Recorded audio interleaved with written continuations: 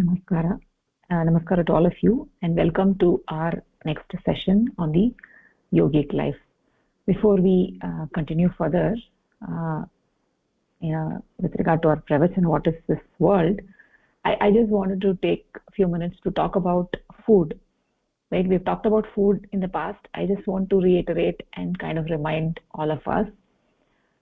So, the world is engaged in eating tasty food.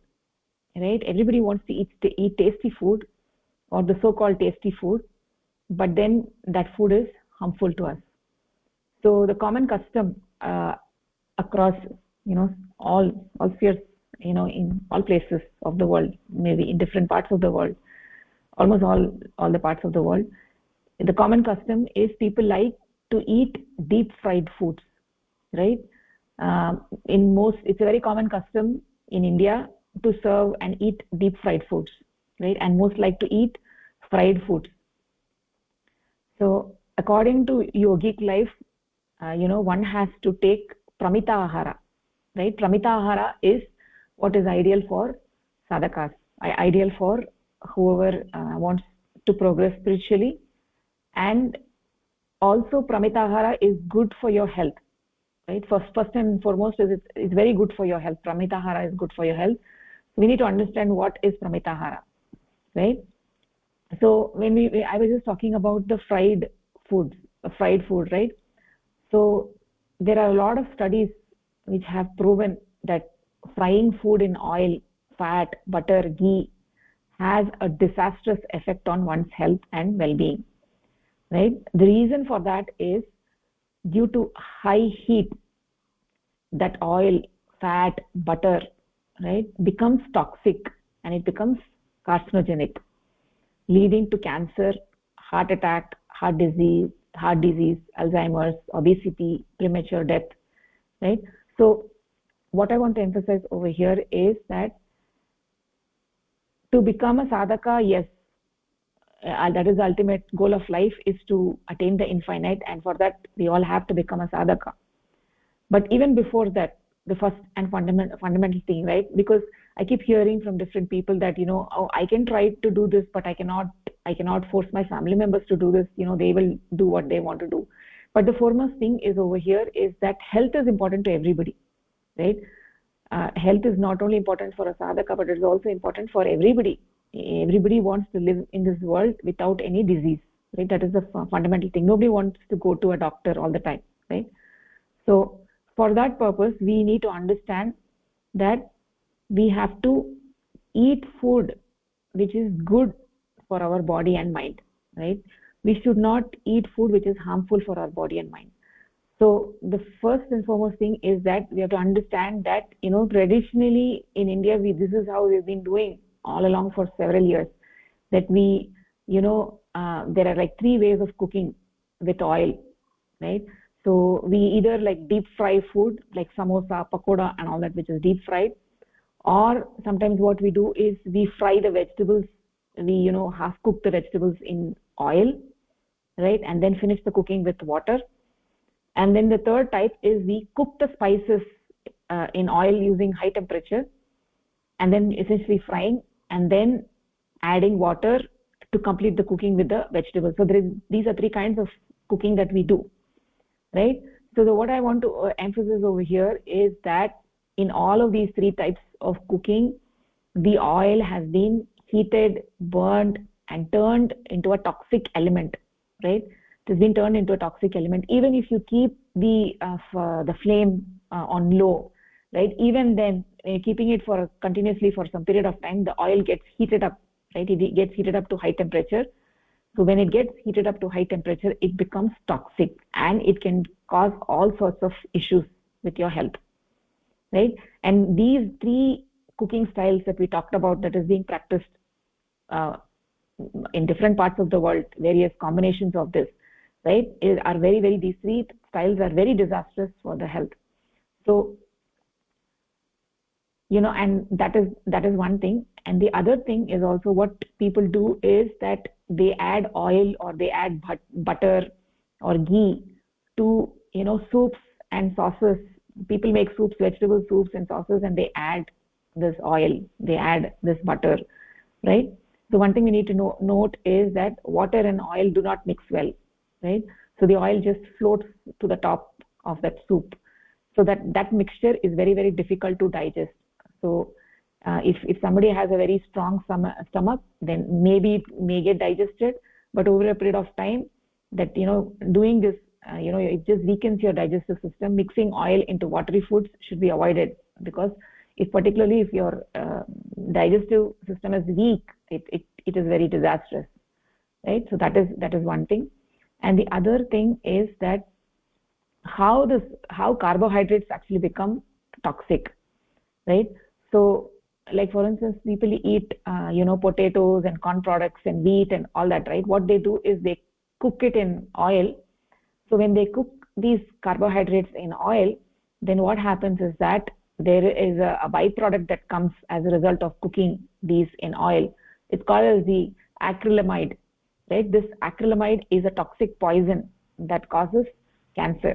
So whenever carbohydrate is deep fried, cooked in oil, or baked in oven with oil, then the toxic acrylamide is created in that food, right? That is toxic and it's cancerous. So if that oil is not used, then if oil is not used, then carbohydrates is perfectly fine to eat the carbohydrates. But when you mix it with oil, and when the oil is heated up, then the carbohydrates produce this byproduct called as the acrylamide. So almost all prepackaged foods, company products, like store, the bread that you buy from the store, etc., all of them contain oil. So that oil, they use the oil as a preservative to maintain the freshness of bread and everything. So when you toast that bread, or when you cook the bread, even though you don't add any oil to the bread, because the bread already has oil or ghee or butter or whatever in it, then even then, right, bread is a carbohydrate. When you actually toast it, then this toxin acrylamide is created, because there is already oil in the bread. So then what happens is it means that all of those baked or fried salty snack foods like chips, etc., are filled with high levels of acrylamide. Same is the case with the roasted nuts. So that is also very toxic. So even though nuts is sattvic, but when you roast them, right, when you roast the nuts, then what happens? It becomes toxic. So therefore, it is best to avoid oil. It's best to avoid ghee, butter, all of that. And people who have been still practicing heating up oil and cooking, it is better to open your eyes and understand this. It is proven by several studies that it is cancer producing. And in India, you can see that you just turned the set, and that said you can hear a lot of people having cancer, right? So particularly a lot of people have colon cancer in India. I keep hearing from so many people that they have colon cancer. Suddenly they've been diagnosed with colon cancer. So all of these kind of eating habits cause those kind of issues. So what I want to say is that people say that this is good for me, but I cannot impose this on my family members. But then it is important to educate them that cooking vegetables in traditionally, like using oil and heating it to high temperature is disease producing, can be cancerous. So we need to open our eyes. We cannot just still be sitting in the old closet saying that this is how my ancestors were eating and it's good for me. No, it is not like that. Just open your eyes and see around how people are obese, and people are having diabetes, people are having all sorts of issues, right? So carbohydrates like fried potatoes as well as roasted nuts, all of these contain acrylamide to varying degrees, depending on the oil and depending on the amount of oil, and also the temperature at which it is cooked, right? So that is very important point that I wanted to highlight. So and also another thing I wanted to say is that people who are actually we are all following sattvic ahar. So the thing is that when we actually travel, when we go outside, right, so we all of us have to travel for something or the other. When we travel, we should not compromise on the food, right, and healthy eating habits. So just because you're outside doesn't mean you should start eating red chilies, fried foods cooked in heated oil, right? So all that you should be conscious, and you should plan your travel in such a way that uh, you continue to have your healthy eating habits even when you're traveling, and also when you travel and visit family members, right? So I keep hearing from people that when we visit family or friends there, we have no choice, we have to eat what they offer to us. No, it is not like that. So if you are strict with your eating habits, then even where you visit your friends or family, you can be very clear to say that this is what I eat and this is what I don't eat, right? And most often people will accommodate. So the best way is to try and convince those whom you are visiting about the health benefits of not eating food cooked in oil, right? It's a matter of health, and most people will understand it, and it's kind of a new point that people are not aware, and they will be receptive to this idea. They just need to understand why it is important, and how they can prepare their food differently. There are other ways of preparing food, so you can educate them.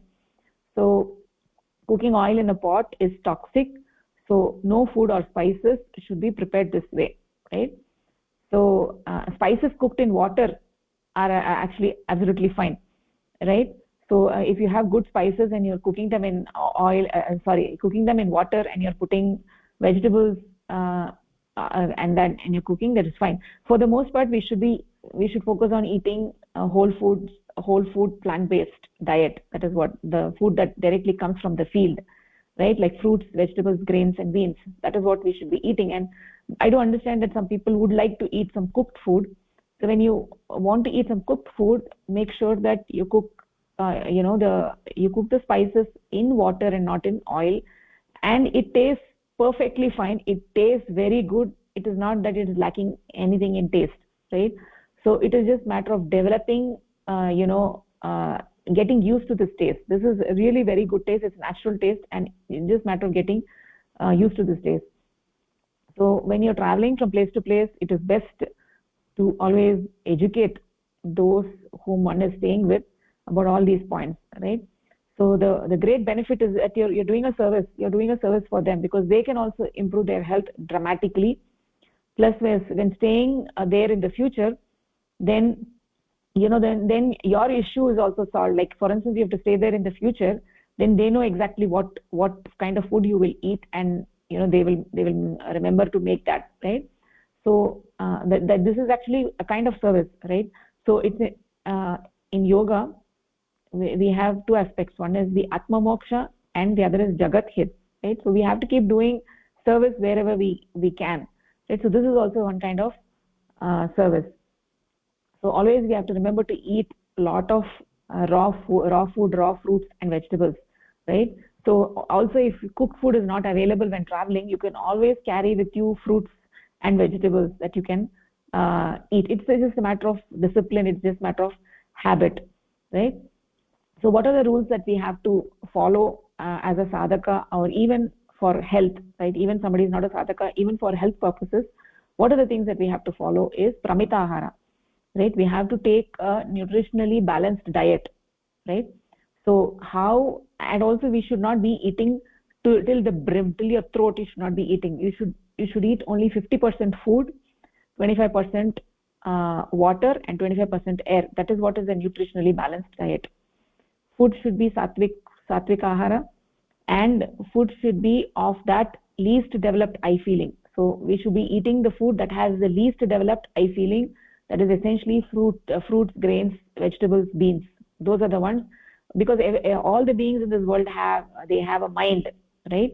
So the plants, fruits, plants and vegetables, essentially plants, they have, their mind is not that developed. They have a least developed eye feeling. The Mahat Tattva is not developed fully there. So that kind of entity only we should be eating. That is plants, fruits and vegetables. And also we should make sure there is cruelty free production, right? There is no hinsa involved. So when we eat milk and dairy products, there is hinsa involved. Cow is being harmed to a large extent. We have seen all those videos. There is exploitation everywhere, and it is very, very rare to see somewhere where the milk production is completely sattvic. In today's world, I don't think we can get anywhere where the milk production is completely sattvic, unless you have a cow in your backyard and you're raising that cow with love and affection, and that cow will give you milk. It will not give you milk throughout the year. It will just give you milk only when it is after it gets pregnant, and when it has a calf. That's when it will give the milk, and that doesn't happen every day. So you will not be getting milk throughout the year. You will be getting milk only in some pocket of time, and that too you'll be taking very little of the milk. Right? But in today's world, we don't have that kind of a situation. There is no cruelty-free production, and so and also that you have to buy the money, you have to buy the food with good money, right? The money that you've earned with your hard work, not the money that is that is contaminated, in the sense, sometimes people receive bribes and whatnot, right? So that, not that kind of thing. So that is how the eating rules for sadhaka. We have to take pramita ahara, a balanced diet. So, and also we have to avoid food that is being prepared by somebody who is mean-minded in a tamasic environment, right? So those are the things. And also we should avoid food at a feast given just for show, pomp and show. Like somebody is conducting a big function, and they're giving a big feast, and they have 100 items there. Those kind of situations we should avoid. We should not eat there, right? So that is just for showing pomp and show, right? That those kind of places we should not eat. So we should be taking pramita ahara, not parimita ahara. So essentially it is not meaning that we should eat limited food, right? It is not that we have to eat only this much of quantity of food. You have to eat as much as you require, and considering it is nutritionally balanced diet with 50% of the stomach being filled, 25% water, 25% air, and that is what is a balanced diet. That is what is the pramita ahara, but not a parimita ahara. Parimita means limited. We're not talking about limited diet. We're talking about a balanced diet, right? So limitation alone is not essential, right? Just limiting the quantity of the food will not do. We need to take nutritional food. We need to take a balanced diet so that your body and mind will be strong, right? So food could be substantial, but as much as you require. It varies from person to person. It could be substantial, but it should be only 50% of your stomach should be filled with food, 25% water, 25% air, right? So that is what I wanted to talk about for today, is that diet and food choices are very, very important components of human health. It's not only for a sadhaka, for everybody, right? So it is a matter of educating people. It's a matter of telling them that how some of these things are harmful for them, and educating them, making them aware. Then I think everybody will understand, right? Because nobody wants to live with diseases. Nobody wants to get diabetes and sugar and all that at the age of 30 or 35, right? In today's world, if you look around in India, a lot of youngsters who are only like 30, 35, they have diabetes, they have BP, they have all sorts of issues, health issues, chronic lifestyle diseases. They have all of that at a very young age, and the same thing across the world. You can see that in America, you can see that everywhere else. People are very obese. They're eating outside, they're eating fried food, they're eating whatnot. So it is important that we have to focus on health, human health, right? Diet and food choices are very important for human health. So that I want to say. And then we should avoid using oil at a very high temperature, and also avoid heating carbohydrates with oil, because that create a byproduct which is very toxic, right? So the cells of the body, they are made from the food and water we take, right? So the nature of the food and drink that we take have an effect on the cells of the body, and also have an impact on the human mind. Therefore every sadhaka should be very, very cautious in selecting the food, right? So if a person takes if you take sattvic ahar, then the cells of your body and your mind all will be sattvic, and you'll be spiritually inclined. You'll be more spiritually inclined. You will have a love for the spiritual practice. On the other hand, if you take rajasic or tamasic ahar, then your inclination towards spirituality will decrease. And also the more you take the tamasic ahar and the rajasic ahar, it has an impact on your health, right? So we want to take that kind of food which will produce a love for spiritual practice and help in attaining, equipoise, that samatva bhava, and leading to spiritual elevation, right? So for that it is important to focus on the food. Okay, so with that said, we can actually go to our pravachan.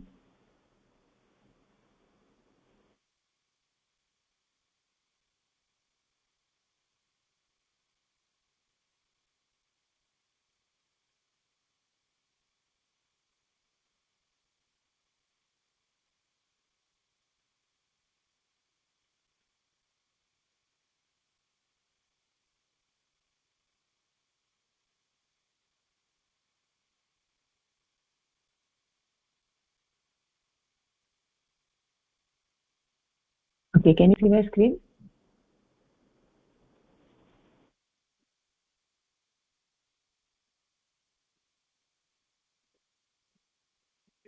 भगिनी Okay.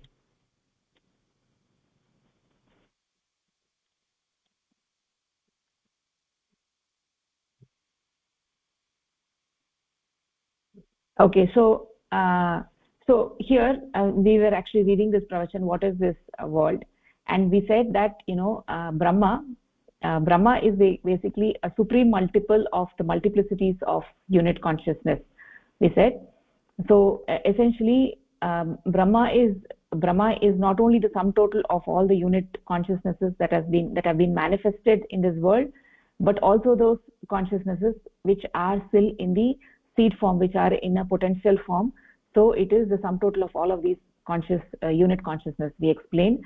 And we also explained that Brahma is non causal, it is karana rahita, it doesn't have a karana, right? But human beings, we have a karana, we are not causeless.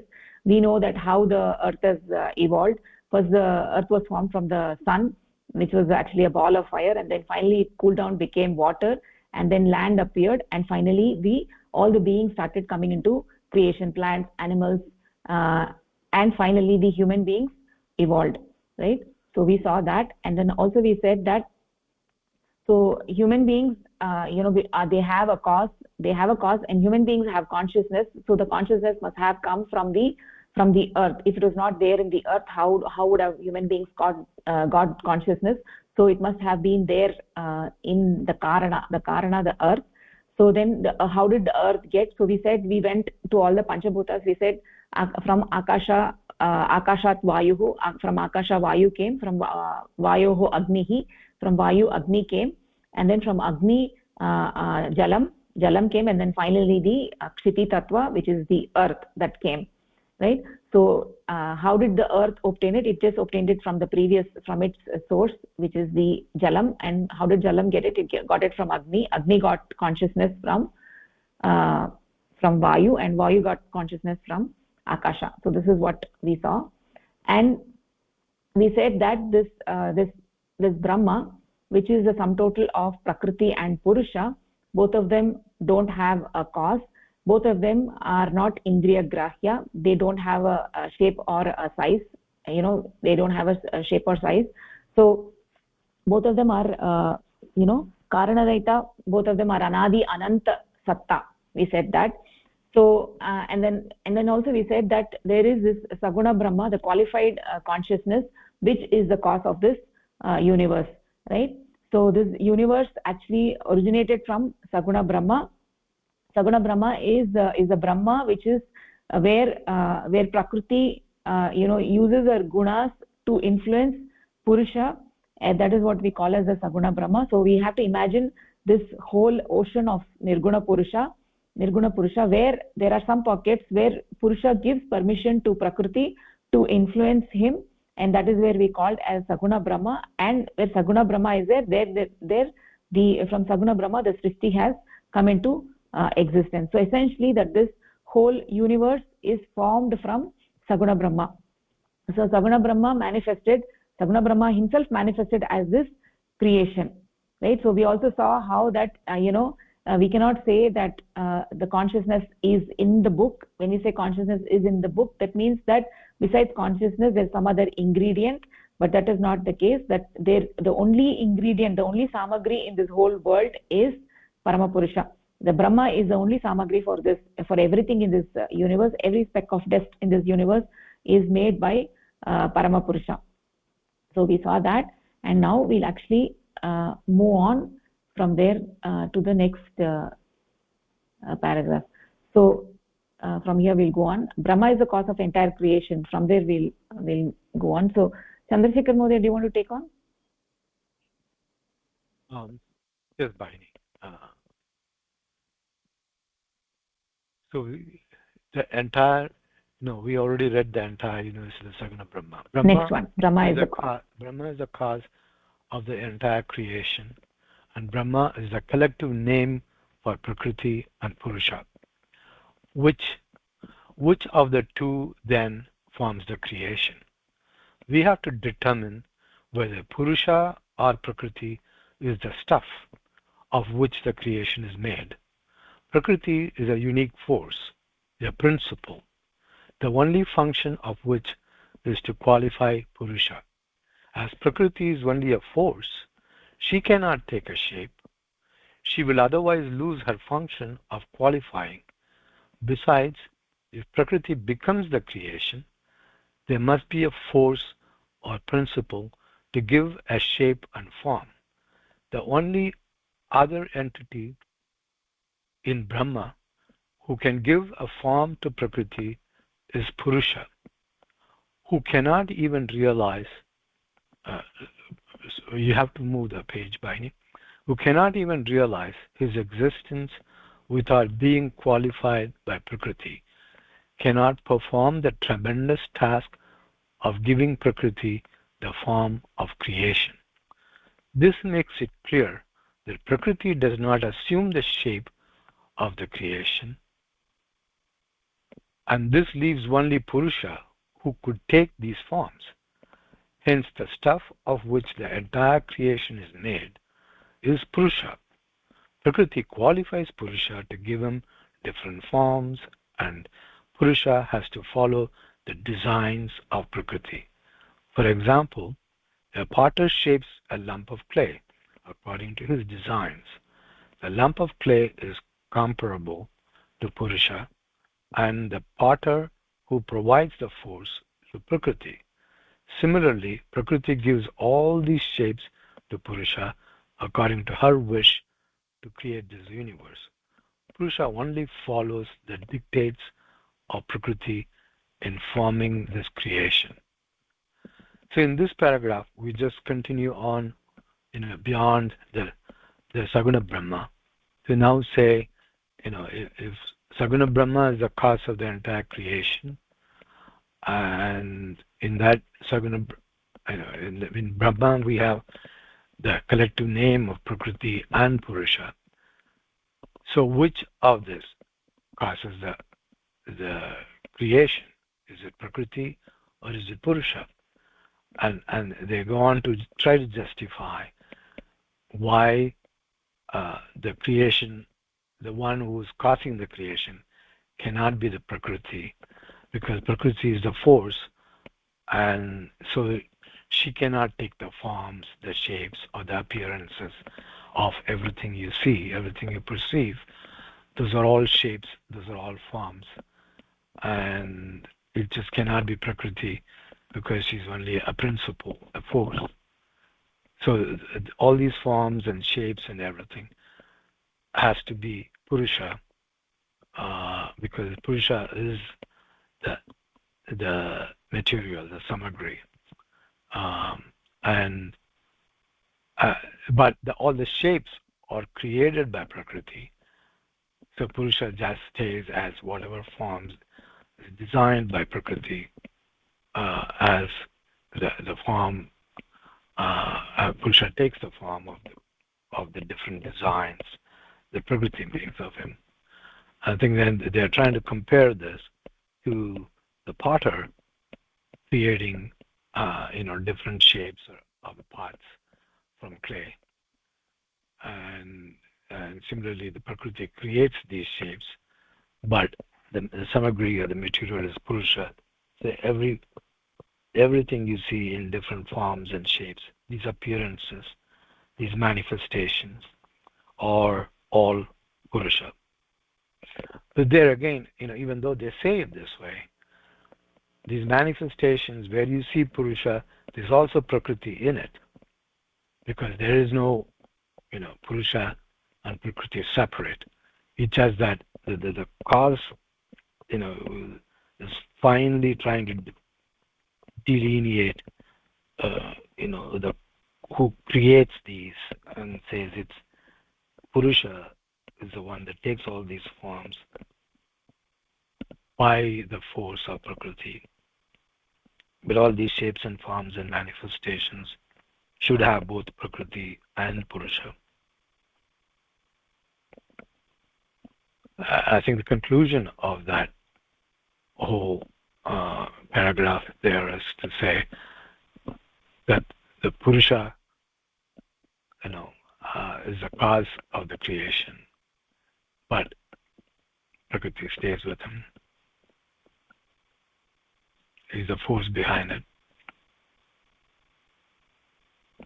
Does that cover what the message that's trying to be? Yes, Mahodaya. Thank you. Nicely said. Thank you for the explanation. So, yeah, that is the idea over here. So, until now we were saying that the cause of the universe is Brahma. So now the pertinent question is, if in Brahma there are two entities, right? Prakriti and Purusha.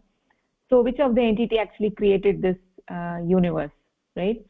So if one thing is that Saguna Brahma is the cause of the creation of the universe, and at the same time some material is needed to create this universe.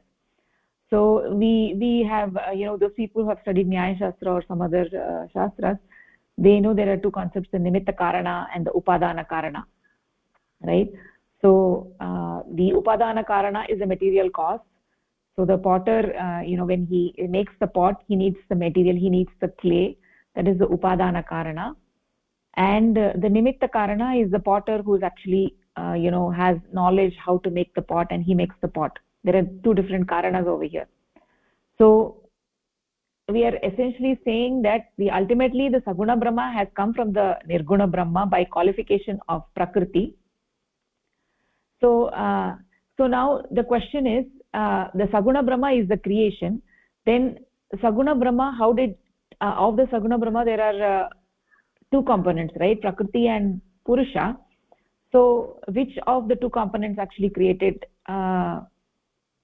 this universe, right? So we are trying to analyze and see if did Prakriti create the universe or did Purusha create the universe. So the combined name of Prakriti and Purusha is called as Brahma. Then which of these two, did Prakriti create the universe or Purusha create this universe? Now we know that Prakriti is a force, right? She has three gunas and she qualifies the Purusha to do some creation, to create this world, right? So Prakriti is only a force and she cannot take a shape. Otherwise then she will lose her function of qualifying. So then if Prakriti cannot take the shape then of this universe, then how did Purusha actually did Purusha actually take this form, right? Did Purusha take the form of this universe, right? Or did Purusha actually motivate Prakriti to take the form of this universe?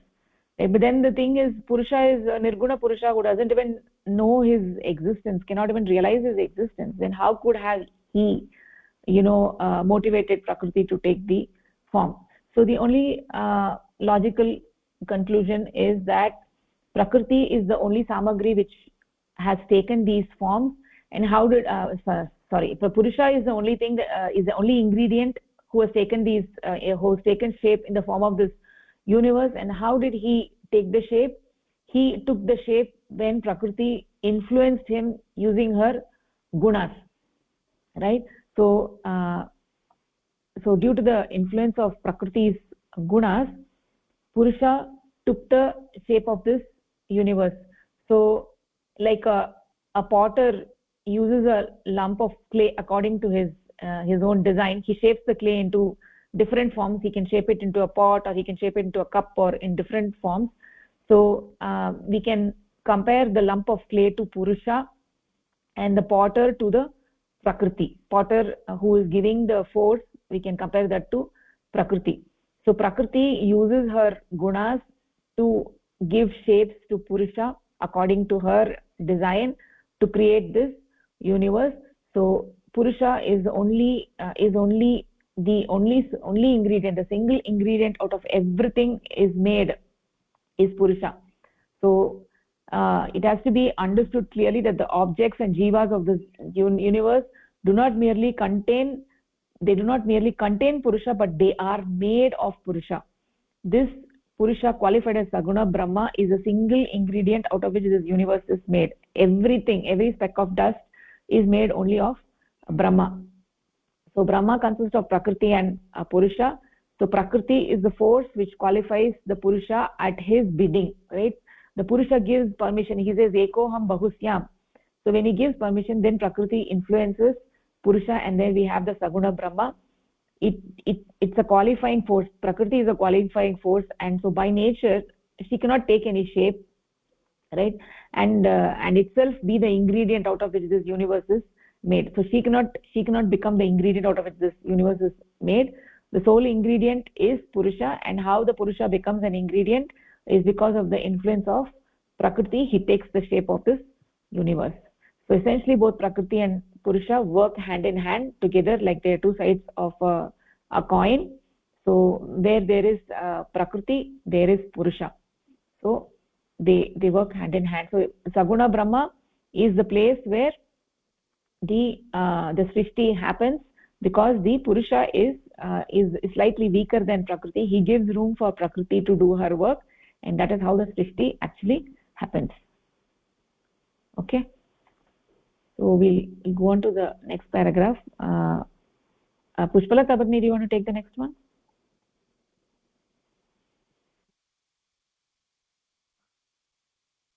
Bhagni. It has no Purusha alone is projected in all different shapes of the creation. He is the staff of which everything is made. He is the stuff of which everything is made. But Purusha is consciousness, hence everything in this creation has consciousness. There is nothing which is crude, inanimate, or without consciousness. The solid brick, the dead wood, or even the earth, which is ordinarily regarded as crude and lifeless, are not wholly so. They are forms of the conscious entity, Purusha. They cannot be crude and without consciousness. Yet all this appear to be crude, lifeless, and without any trace of consciousness. It is so because Purusha, following the dictates of Prakriti, remains in the condition in which Prakriti wants him to stay. A brick is in the form of Purusha, qualified by Prakriti, and Purusha stays in that condition according to the desire of Prakriti. Prakriti here desires him to stay as a brick, and so Purusha remains as brick, considering himself to be crude or lifeless matter. The brick is not able to expand its consciousness and remain in a lifeless state due to lifeless matter. The brick is not able to expand its consciousness and remains in a lifeless state due to being qualified by the guna of Prakriti. The influence of Prakriti makes it look like inanimate, crude matter, although it possesses consciousness. Hence there is nothing in this world which is crude. Everything is a metamorphosed form of consciousness or Purusha. So this paragraph says that Purusha alone is projected in all the different shapes of the creation, and this is done due to the influence of the Prakriti. He is a stuff of which everything is. He is a stuff of which everything is made. But Purusha is consciousness. So everything made out of him has consciousness. even if it is a lifeless wood or a dead brick or a dead wood, everything has consciousness. So whatever is made, it is not regarded as crude and lifeless. Which is regarded as crude and lifeless is not wholly so. It has got a consciousness, but they are different forms. Some are made to have it's not, some are made to be lifeful and some are lifeless. They are all forms of the conscious entity Purusha, and they cannot be crude and without consciousness. But they are supposed to be crude and lifeless. It is so because Purusha, following the dictates of Prakriti, remains in the condition in which Prakriti wants him to be. So now the Prakriti influences the Purusha, which has consciousness, to make things either crude, lifeless, or with life, or as inanimate, this one. So if the Prakriti wants the Purusha to be a brick, the Purusha remains so. Or if it is a lifeful matter, the Prakriti makes the Purusha like to be in a metamorphosed in a lifeful form. So the influence of Prakriti only makes a wood or a block as a inanimate and crude, but it possesses the consciousness of Purusha. Hence there is nothing in this world. It can be said there is nothing in this world which is crude or inanimate. Everything is metamorphosed form of the consciousness of Purusha, and this is being done by the influence of Prakriti on Purusha. So this Yes, paragraph is yeah, go ahead. This paragraph explains like that Purusha only created, and the consciousness of Purusha exists in everything, and everything is metamorphosed form of the Purusha only. Okay, nicely said, Bhagini. Thank you. So we understand that Purusha is the only ingredient out of which everything is made. This paridrishyamanam jagat, everything is made of Purusha, nothing else out of which this universe is made, and Prakriti is only a qualifying force. And so Purusha, when it becomes a brick, it remains as a brick until something else forces a change. So it should be remembered and understood, as we discussed, that the driving intelligence behind this entire process is Purusha. So Prakriti is just doing the job that she has been given, that she has been ordained to do. She is not the mastermind over here, right? So she is just a qualifying force, and Purusha has given her the permission to work on him, and Purusha wanted this universe, and therefore he is given permission to the Prakriti, and that is how this Srishti has come about, due to which all the things of this universe, some of the things in this universe do not appear to have consciousness. Like for instance, the stone, right? Stone is very, very crude. It is very crude. When we say crude, we mean it has tanmatra. So when we talk about the Kshiti Tattva, earth, it has the 5 tanmatras, right? Something which has tanmatras is crude, and something which has more tanmatras is crude. So stone, it has the 5 tanmatras. It's very, very crude, right? But even then, it is nothing but the Purusha who is appearing in the form of a stone. He's taken this crude shape, this crude form, due to the influence of Prakriti, right? So everything is made only from consciousness, nothing else, right? So everything is made of Purusha, as a result of which there is nothing in this universe which is actually crude. It appears crude, and it appears to have these tanmatras, but essentially everything is Purusha. The book is Purusha, the stone is Purusha, the plant is Purusha, everything is Purusha. Nothing is crude in this universe, and the only ingredient out of which this universe is made is Purusha. So I think it is clear now. So can we move ahead? I wanted to just make a couple of comments in this one, if you don't mind. Yeah, sure. One, there seemed to be a slight mix-up of consciousness, saying, looking at a stone and saying it doesn't have conscious. The consciousness, in all this discussion, it's not the same as conscious of, right? I'm conscious of something. Mm-hmm. And the stone is not conscious of anything. But the consciousness is not the same as conscious of. Consciousness is something, it's a different concept. So the stone has consciousness just as much as I, am consciousness. Stone is consciousness. Everything is consciousness. But the other word of conscious of is a completely different connotation and different meaning. Some people are conscious of things, and some things, inanimates, are not conscious of anything. Look at it and say, yeah, there's no consciousness in it. But that, when we say there's no consciousness in a wood, we're there in a colloquial usage. Think of that as wood is not conscious of anything. Stone is not conscious of anything. Whereas this consciousness in all these discussions and presentations is not the same as lack of conscious of something. Yes, that is correct, Mahodaya. So when we say conscious of, we are actually referring to the mind, right? When we say we are conscious of, so we are referring to the mind, and that consciousness of something else comes when you have a developed mind, right?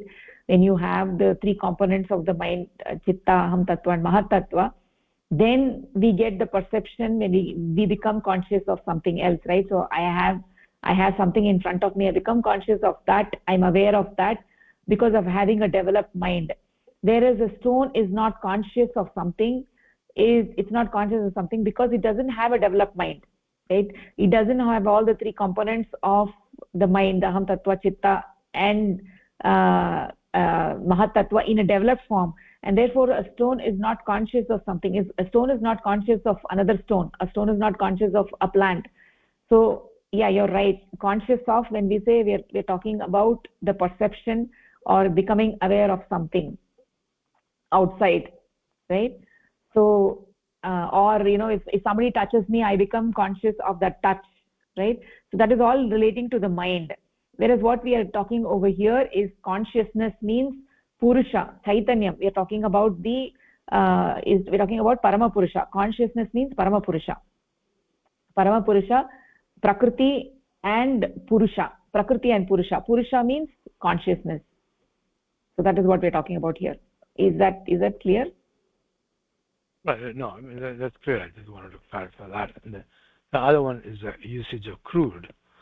The crude is an opposite to the subtle nature of things and crude nature of things. Not subtle in terms of as one might look at it and say in the paragraph here, implying the dead wood or the stone or something is crude matter. So is a human. Everything is crude because it's not human is not subtle either. What's inside, what's this thing is fairly subtle, but nothing in this world which is crude, which is that everything you see, everything you perceive is crude. Yes. All because it's the appearance, and then everything that's subtle is really a lot of times is beyond that appearance or beyond that grasp of that nature. Whereas the human body or the human is just as crude as a stone. Yeah, that is correct. So the way we have to understand this crude and subtle is that something which has tanmatras is crude. That is the panchabhutas which has these tanmatras, right? Which can the shabda tanmatra, sparsha tanmatra, rasa tanmatra. So something which has tanmatras, the panchabhutas, right? So those are called as crude. So this whole world, this world is made of panchabhutas. So this paridrishyamanam jagat is made of the panchabhutas. That is why we call this world as crude. But something is, what is subtle? Subtle is something which does not allow tanmatras. So Paramapurusha is subtle because it doesn't allow tanmatras. Like for instance, Akasha, we cannot see Akasha, but even then we call Akasha as crude. So if you say crude, generally people think crude means something that we can see is crude, right? Whereas something which cannot see means we cannot see is subtle. But over here, Akasha, we cannot see Akasha. Even then Akasha is crude because it allows the Shabda Tanmatra. Whereas Purusha is not crude because he doesn't allow any Tanmatras. So that is how we have to understand over here. It is a paribhashikam, right? It is a technical term, crude and subtle. Okay. Did that clarify Mohdaya, or have any other questions? No. Okay, very good. Thank you. So we can actually move on.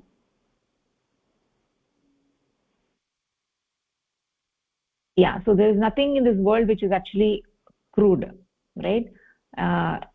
Nothing is inanimate, nothing is crude, everything is made of Purusha. Even though it appears crude, it appears like it is lifeless, it appears like it is, it is just an inanimate thing, but actually it is made of Purusha. Not everything in this world is made of only Purusha. That is the only ingredient. Okay, so Hamsini Bhagini, do you want to take the next one?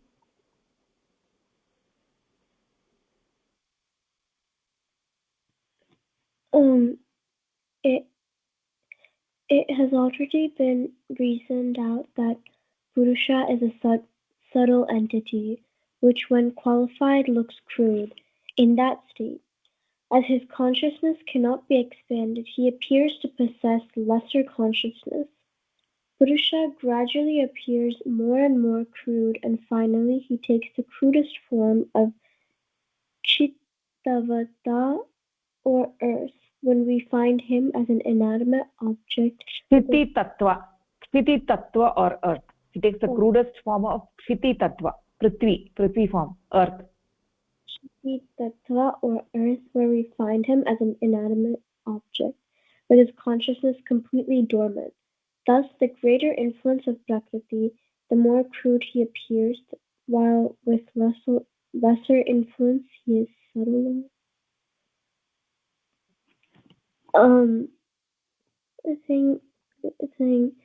It has already been reasoned out that Purusha is a subtle entity, which when qualified looks crude.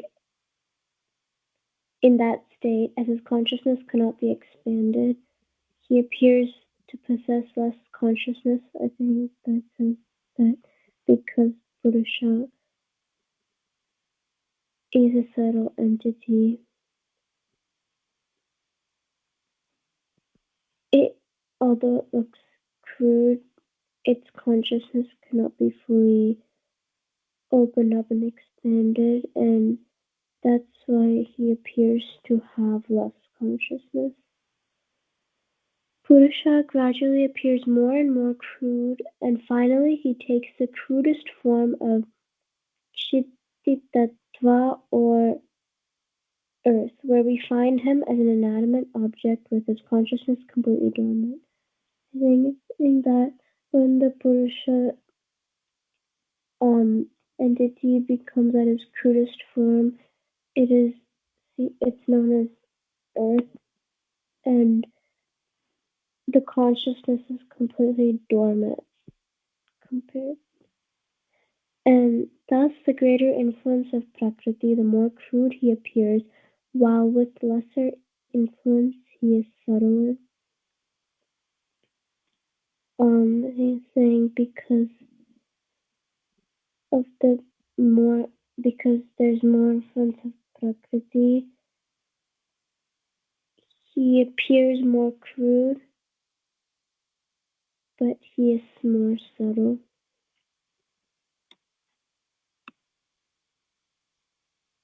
Are you understanding, Bhagini, this paragraph? Not fully. Okay. So let me actually clarify. So we've been saying that Purusha is a subtle entity because it doesn't have any tanmatras, right? So tanmatras means it is a microscopic fraction of a wave which emanates from an object, right?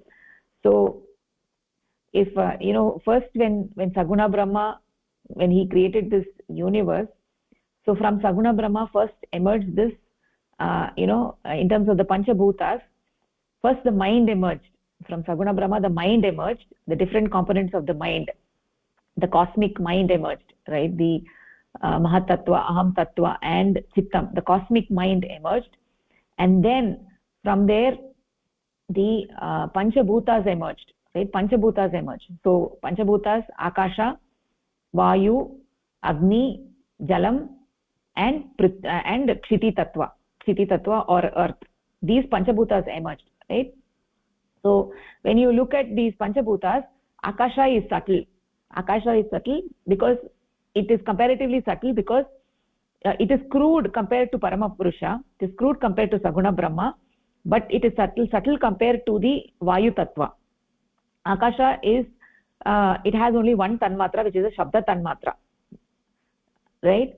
Then from Akasha, Vayu came into existence.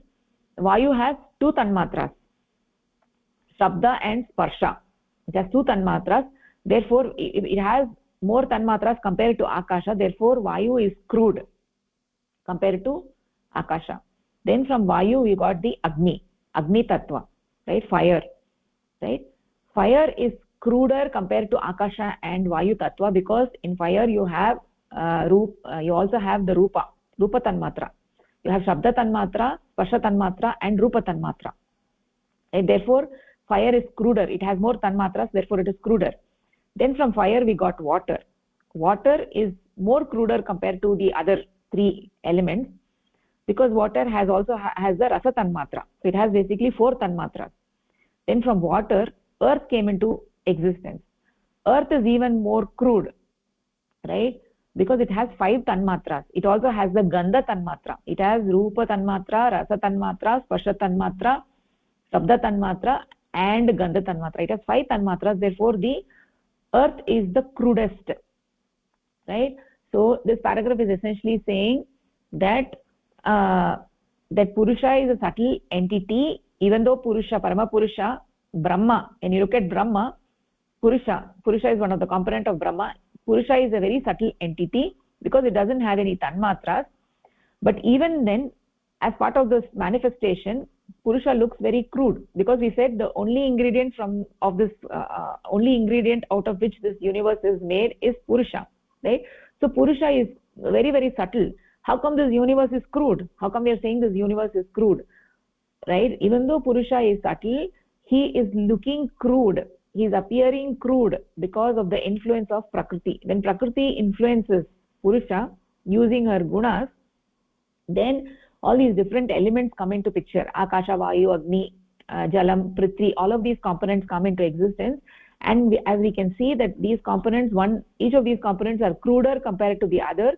So when we look at a stone which is made of Kshiti Tattva, earth, right, that is very, very crude because it has 5 Tanmatras. Therefore, it is very crude. Even though Purusha is subtle, but the objects of this world, they are very, very crude because they are made of the Panchabhutas and they are made of the Kshiti Tattva. Therefore, they are very crude. And because of being so crude, they appear lifeless, they appear inanimate, right? They look as if there is no consciousness, there is no Purusha in it, right? There is no Purusha in it. They look completely dormant, but that means that there is a greater influence of Purusha. When there is a greater influence of Prakriti, when there is a greater influence of Prakriti on Purusha, then the Panchabhutas, you can see that they become even more cruder. They become cruder, and that is why ultimately we have Kshiti Tattva, which is the stone, which appears very, very crude, and it is dormant, lifeless. When you look at the stone, we don't feel like it has life. Whereas when we look at a plant, we can feel that there is life. When we look at an animal, we can feel there is life. When we look at a human being, we can feel that there is life. But when you look at a stone, it doesn't look like there is life, right? And the reason for that is that Purusha himself has taken that form of that stone, and as is taken that crude form because of the influence of Prakriti. Originally, Purusha is very, very subtle, but because of the influence of Prakriti, Purusha is taking this crude form as a stone, and he appears as if he is not subtle. Right? Is that clear, Bhagini? Hamsini Bhagini?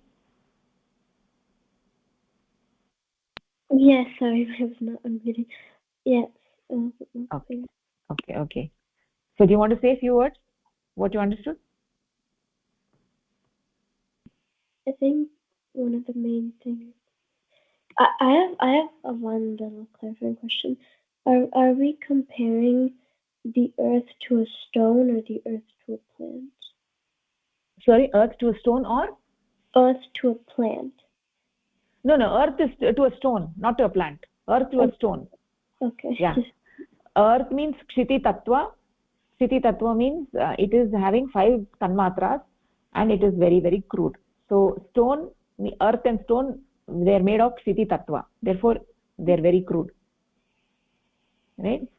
Yeah, that's the thing. Okay. So what did you understand in this paragraph? I think it's because earth and like you said stone, because I guess the consciousness is not, because it's so crude, the consciousness is not very prominent. So it seems like there's like less consciousness in general, and with earth, when earth is there, the consciousness is completely dormant. It's like you can't really feel the consciousness, and that's what I understood. Okay, yeah, that is the idea. Yeah, that you're right.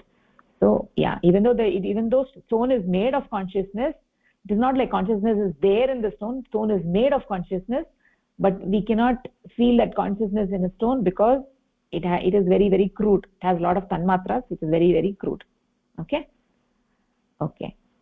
So very nicely said, Bhagni. Thank you.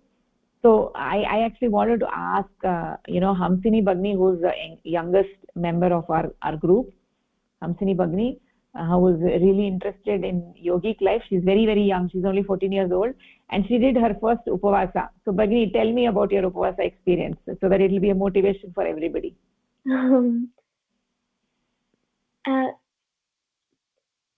I feel like I'm not very used to doing upavasas because I used to think that like, oh, because I'm young, it's not good for me, and I always had like at the starting time I had the urge to like not completely follow it, but this time when I did it, I had that small period of time at the starting where I like wasn't used to it, so I felt like, oh, I want to eat, but then as the day passed on, like I feel like my hunger was completely gone, and in general, I was like much more focused on the work I was doing, especially during classes. I felt like that sometimes I feel like my focus is like drifting during classes, but that specific day I felt like I was really focused and I understood everything well. My mind felt clear, and also like because I was not consuming anything, like I feel like I could put all my energy into one task instead of, I don't know how to explain it, but like I feel like in general my body felt so much more energized. It took some time to at least like for like that very small amount of time to push myself to get to that point, but once you get it, I feel like you don't wanna go back. You wanna continue it for the rest of the day, and then it'll feel like you'll feel very nice and then like cleansed almost. It like with my thinking too, I felt like very cloudy. But then after I did the upavasa, I don't know how to put it into words, but it was like almost like everything felt more clear, and um I could really think much better. I had to write an essay and I was able to write it within 30 minutes. Usually it would have taken me up to 2 hours. And I think that was one of the biggest differences that I saw after I did the upavasa. Yeah, that is very, very beautiful to hear, Bagni. That is really amazing. Thank you so much. Yes, what you're saying is exactly right, because upavasa means you're residing close to Parama Purusha, right? So the day you're not taking food, your mind is not preoccupied with food. Your mind is like now focused, as you're saying, right? You're so dedicated. You just became so focused and one-pointed. And compared to the other days, you're able to focus more. And as you're saying that you could complete your essay in 30 minutes compared to 2 hours. That is actually that's what happens when you do your upavasa. Your mind becomes very, very one-pointed because you're not distracted by food and other things. And also you can save your time, and you didn't feel like you didn't have energy or anything, right? You actually felt more energized, right, Yeah, Bhagini? Yeah, so that is really, really very nice. And so Bhagini, next time when you do your upavasa, you also should do the cleansing, cleansing your the process for breaking the fast. That also you should do. Okay. Yes, I'll do it next time, definitely. Okay, very good. So then you'll actually feel even more energized after you do the cleaning process. It'll be double this, right? Because you haven't cleaned your gut since your birth, right? So when you clean your gut, you will feel completely energized, like your body will feel so fresh and your mind will be completely fresh. And also it is a way for keeping yourself healthy also, right? So it's very good, very nice to hear that, Pagni. I feel so motivated hearing you. Thank You so much. Thank you so much. Yeah. Okay, any other questions? Okay, wonderful. Thank you so much. Then we'll meet next class. Thank you all. Thank you, Bhagini. Thank you. धन्यवादः. नमस्कारः. धन्यवादः. धन्यवादः. धन्यवादः. नमस्कारः भगिनी. धन्यवादः भगिनि. नमस्कारः भगिनी.